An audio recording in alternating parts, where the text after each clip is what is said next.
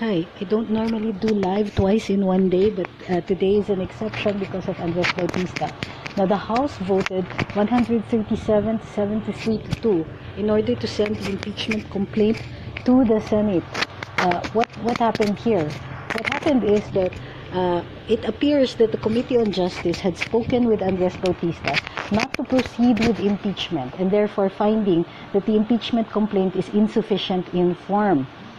This allowed for a delay. This delay was supposed to allow Andres Bautista to resign his position without being impeached by the House. So the Committee on Justice sent their findings of insufficiency in form to the House plenary, as we correctly stated earlier in our previous lives. But so the Committee on Justice sent the impeachment resolution to the House, where it voted on whether or not to uphold the impeachment, the resolution of the Committee on Justice finding the insufficiency in form. 137 congressmen voted that the House Committee on Justice was incorrect, that the complaint was not only sufficient in form, but sufficient in substance, enough to send, and enough finding of probable cause to send the complaint to the Senate. What does this mean? It means that Andres Bautista is impeached as of today. What does this mean? Impeachment is a finding by Congress that there is probable cause to hold a person for trial in order to determine whether or not that person should remain in office. This holds true only for impeachable officials. So, I think that if there was a office door in the Comelec, we could all pose in front of that a la TP. The point here being is that Andres Bautista is effectively impeached. Now, what happens to his resignation? His resignation only effectively means that he is leaving office voluntarily in December. But what can happen in between? Well, if the Senate moves fast, if the House moves quickly and formulates the articles of impeachment based solely on the complaint, they can send the complaint to the Senate, which will set it for hearing. However, Andres Bautista's resignation no longer affects the fact that he has, as of today, been only the third official in recent history to be impeached by the House.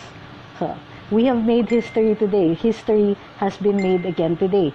The first time a Commission on Elections chairman has been impeached by Congress.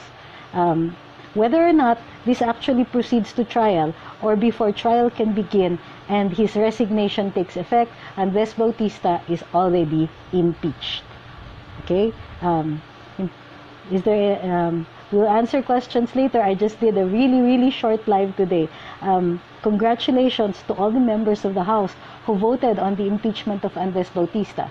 Well, effectively, he is still, as of this moment, the chairman of the Commission on Elections. He still occupies office.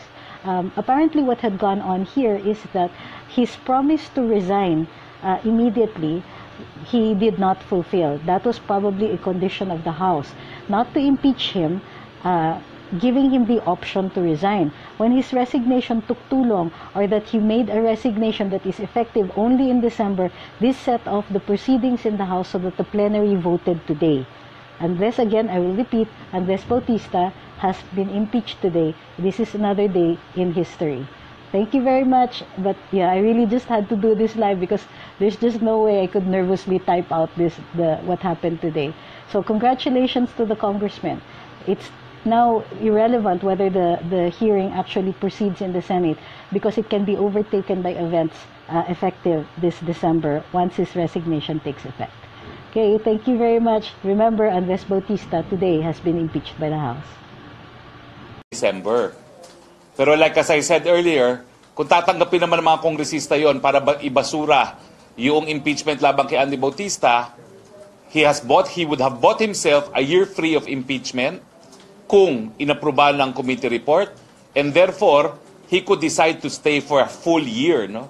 In time to sign all contracts for 2019, in time to resolve cases, no, before the 2019 elections, which is what we wanted to prevent.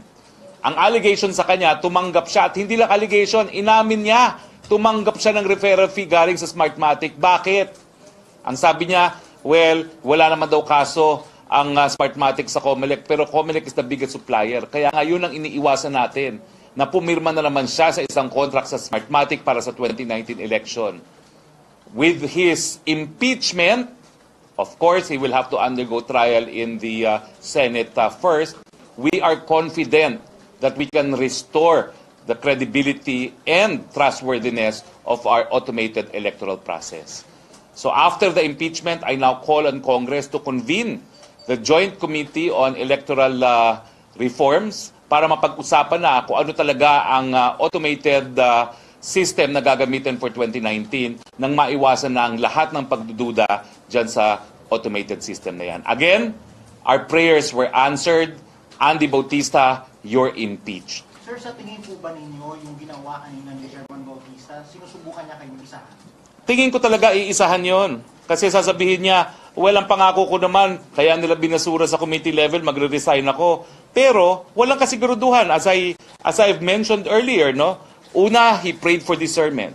Sabi niya, after discernment, hindi na siya magre-resign. Tapos, biglang magre-resign siya. Walang period kung kailan siya magre-resign. Then, he files a resignation letter to the Comelec family. Not to the president. And, even saying effective December, kung natuloy ang boto ngayon at nanalo ang yes vote, tapos na. Wala na siyang impeachment for 1 year because you can only file one impeachment complaint for every year. Can we conclude na yung 137, ganyan ang pananaw na pakakaisahan? I believe so. I believe that the 137 want to know the truth behind the allegations because we're all politicians. We will all participate in the next electoral exercise. Of course, if the Senate, if he resigns actually before the trial begins, the Senate can always dismiss the case. Of course. At any time now, he can resign and the impeachment case will have to be dismissed by the Senate. Insurance yung ginawa? Hindi insurance. This is the correct process. Resignation is always an option for him. Pero, wag naman niyang gawin na magkakaroon siya ng insurance against impeachment. And, yun na nga, no? He will determine whether or not he will continue on his own, no? Because only he can file the resignation, no?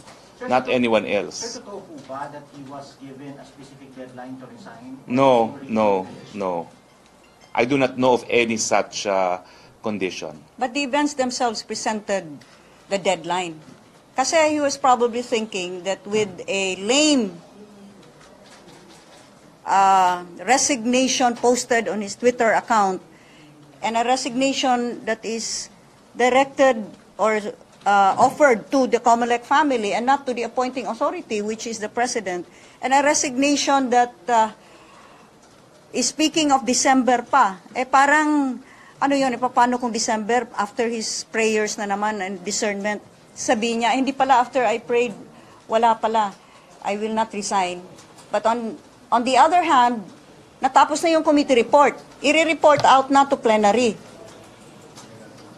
If he thought that madadala niya yung mga kongresista with that very lame claim to resignation,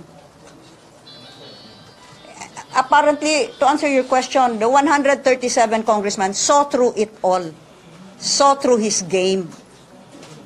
Because if the committee report had not been overturned or overridden by 1/3 at least, but this time this was over 1/3 of the congressmen, that would set him free of any impeachment complaint filed for a full year, as sinabi ni Congressman Roque. And babawiin niya, ma'am, yung resignation niya. Yes. Wala naman kasi walang kasiguraduhan yun kasi Resignation at all. hindi siya nag-irrevocable resignation. Yan ba pinag-usapan niyo kanina sa caucus?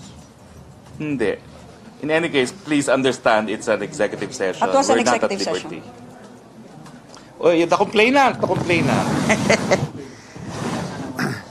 Well, I feel vindicated. I thank the two endorsers. Of course, Congressman Tolentino was one of those. I feel vindicated because thinking about the prospect earlier would have caused a corrupt official getting away with murder, so to speak. So, marami pong salamat.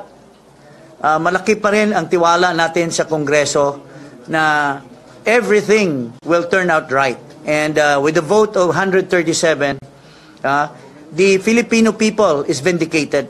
the program of the president against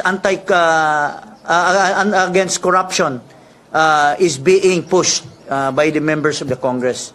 So we cannot allow somebody to continue and screw the democracy by somebody to continue chairman of the Comelec when in fact may doubts na tayo sa kanyang credibility. So this is really hulog ng langit for the entire country na magkaroon ng change in the Comelec, and most of all, this will serve as a deterrent to those who would still be in the Comelec as commissioners. Kasi may election pa tayo sa 2019 and 2022, and most of these members of the Comelec will still be there.